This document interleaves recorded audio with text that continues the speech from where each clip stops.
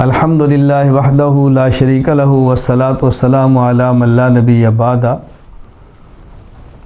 بچے کی پیدائش پر بیٹا ہو یا بیٹی، ان کی پیدائش پر جانور کا ذبح کرنا جنہیں عقیقہ کہتے ہیں، مستحب اور افضل یہ ہے کہ بیٹے کی پیدائش پر 2 بکرے یا 2 بکریاں یہ ذبح کی جائیں، اور بیٹی کی پیدائش پر 1 بکرا یا 1 بکری ذبح کی جائے، یہ افضل ہے۔ المستدرک علی الصحیحین میں حدیث موجود ہے، حضرت عبد الرحمن بن ابو بکر ان کے گھر والوں نے نظر مانی اگر بچہ پیدا ہوا تو اس کی عقیقہ کے لیے ایک بڑا جانور ذبح کریں گے۔ نظرت امرأۃ من آل عبد الرحمن بن ابی بکر ان ولدت امرأۃ عبد الرحمن نحرنا جزورا۔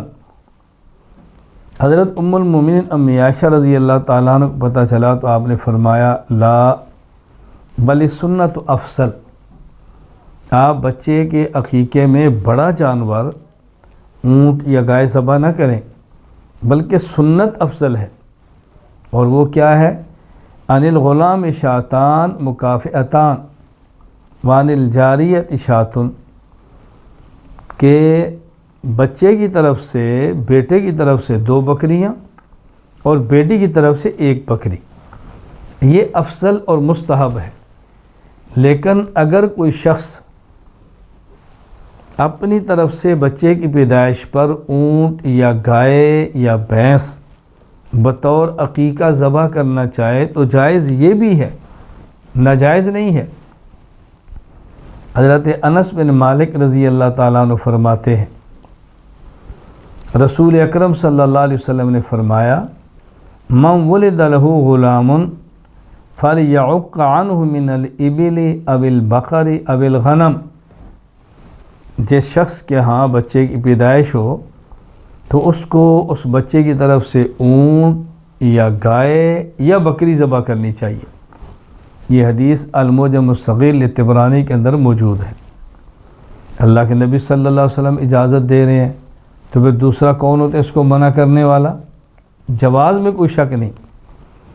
اسی طرح المعجم الطبرانی میں روایت موجود ہے، حضرت قتادہ فرماتے ہیں ان انس بن مالک کان یعق عن بنیہ الجزور، حضرت انس بن مالک رضی اللہ تعالیٰ عنہ اپنے بچوں کی طرف سے عقیقے میں بڑا جانور ذبح کرتے،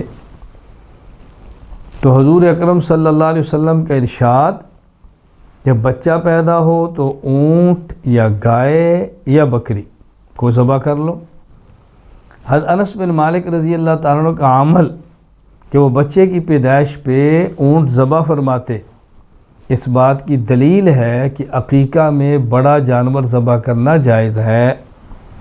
لیکن ام المومن امی عائشہ رضی اللہ تعالیٰ فتویٰ دے رہی ہیں کہ افضل یہ ہے کہ ان کی بجائے بچے کی طرف سے 2 بکریاں اور بچی کی طرف سے 1 بکری عقیقے میں ذبح کریں، تو افضل ہونا الگ چیز ہے، جائز ہونا الگ چیز ہے۔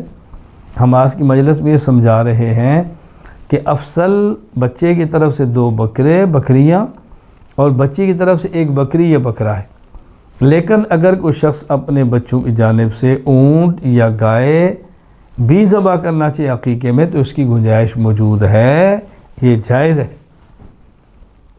تو حدود شریعت کو سمجھنا چاہیے، خیال کرنا چاہیے، اپنی رائے سے حدود شریعت کو تبدیل نہیں کرنا چاہیے۔